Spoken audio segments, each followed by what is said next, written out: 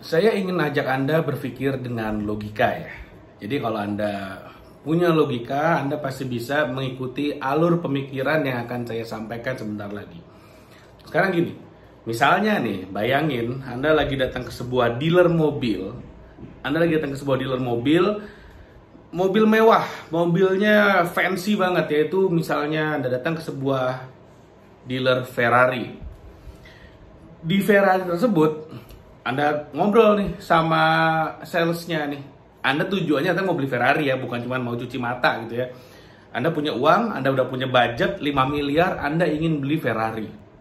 Lalu kemudian si sales Ferrarinya cerita ke Anda, Bapak atau Ibu, saat ini harga Ferrari lagi agak aneh nih. Jadi saya nggak ngerti ini kesalahan sistem atau memang lagi ada satu event tertentu. Ini harga Ferrari ini, mobil yang Anda lagi lihat depan mata Anda, yang warna merah ini, yang kecepatannya dari 0 sampai 100 km per jam hanya dalam waktu 2 detik saja. Ini harga normalnya itu 5 miliar.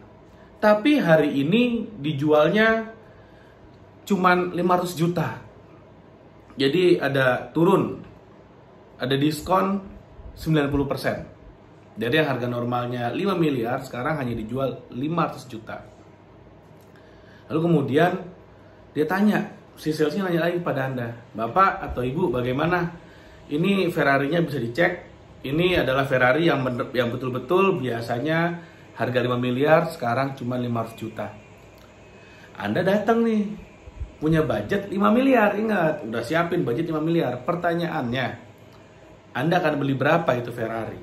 Atau jangan-jangan Anda ngerasa, wah harga Ferrari turun, saya nggak jadi beli karena harganya lagi turun. Nah, gimana yuk? Sama nih misalnya nih, cerita kedua.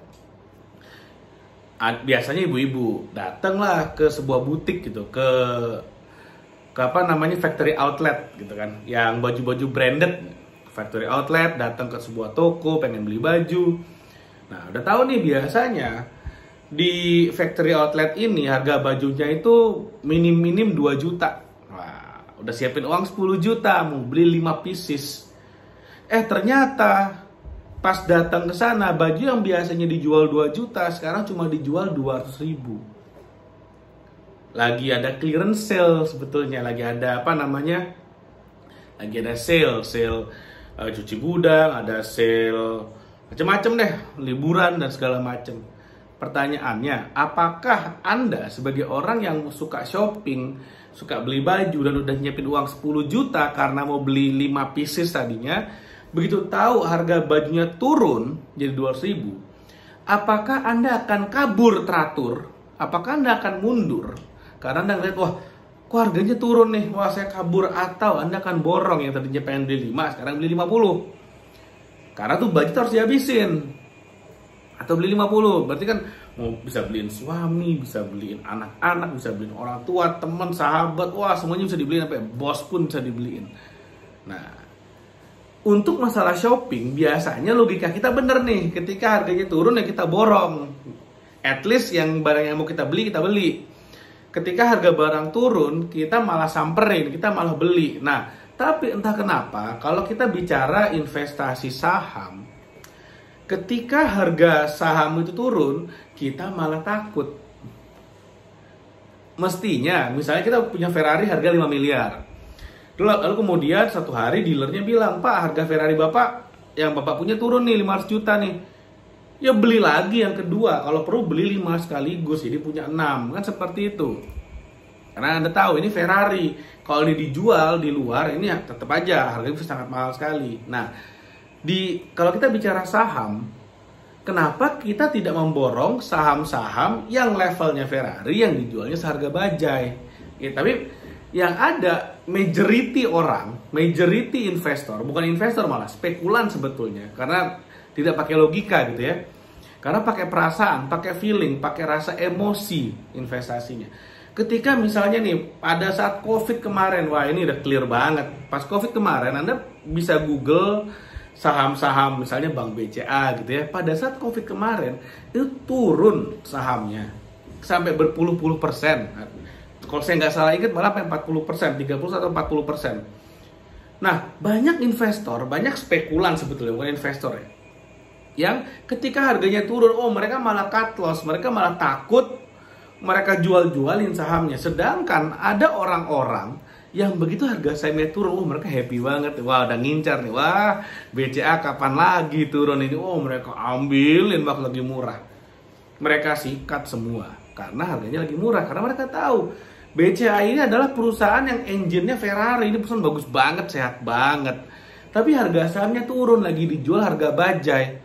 Orang yang ngerti mobil, ada Ferrari harga bajai, sikat banyak. Orang investor yang cerdas, begitu tahu perusahaan sehat dijual di harga murah, mereka sikat banyak seperti itu. Nah, ini yang menarik. Kalau Anda investasinya pakai logika, tidak pakai perasaan, tidak pakai rasa takut, Anda cuannya gede banget loh kemarin.